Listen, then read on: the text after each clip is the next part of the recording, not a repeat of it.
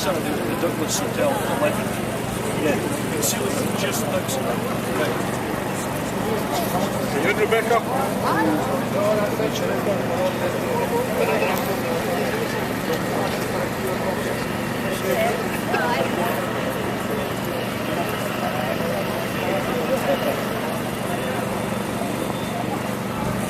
And I'm here today to talk about three specific issues relating to Aberdeen City Council and Aberdeen Shire. I operate between here and Inverness. I'm here to talk to you about, first of all, the last thing I'll be speaking about is pride in Aberdeen. I'll be speaking to you about blood in the industry, and I'll be speaking to you about tax.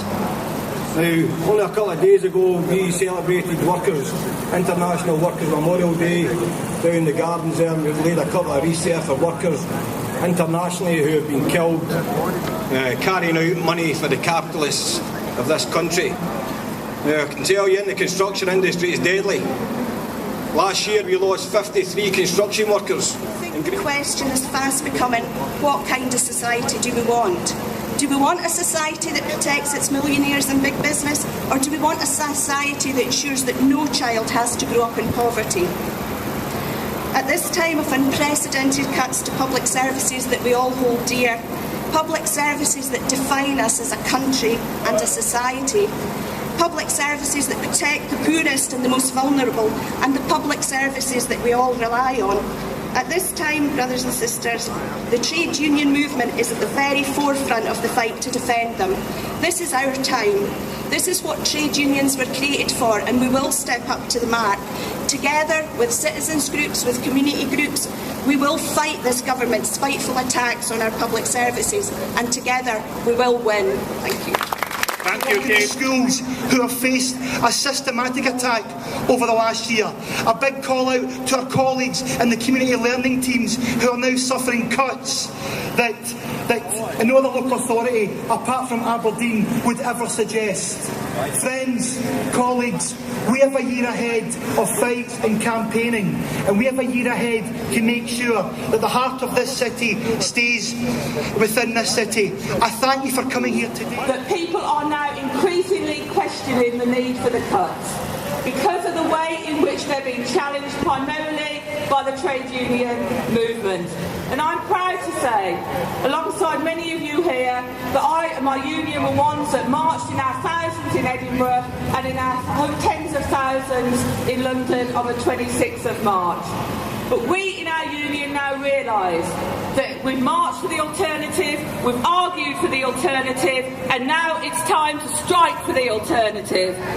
And at our conference in 2 weeks' time, we will be asking our members, through their delegates, to support a national ballot of PCS alongside increasing numbers, primarily at the moment, of education unions in England and Wales.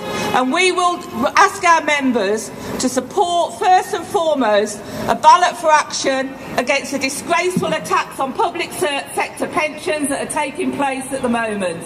And I have to say, you know, I actually think it's a disgrace that Hutton, a former Labour minister, has added credibility to this government's attacks on pensions by agreeing to form and head up the pensions review group that's going on at the moment. It's depoliticised what is an attack on workers' rights, on deferred earnings, and the trade union movement has got to stand firm and say that we are prepared to defend our workers' pensions and we are prepared to defend the public services that our members deliver and work in those communities. So we will be asking our members to take action, and we know that there are growing other numbers of unions that we feel are going to come along and support us in that call.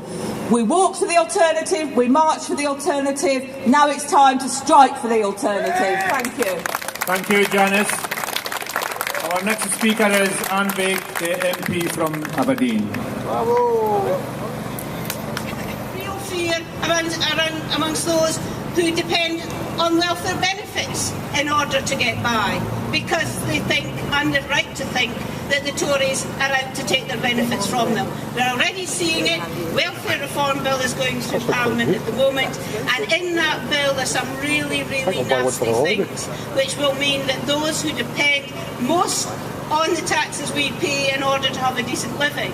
Those most vulnerable people in our society. Self-employed people who get mail delivered to their door in crates, and they've got to go out. They get paid below minimum wage. They don't get holiday pay. They don't get sick leave. Anything like that. You know, that is what would happen to our country, our mail services, our vital services to people, the elderly, the infirm spoken about. But, you know, these companies want to come in here and cherry pick the major cities, the urban areas of major cities. They're not interested in. They just want where the big bucks is. Whenever they put in a penny, they want to take a pound in.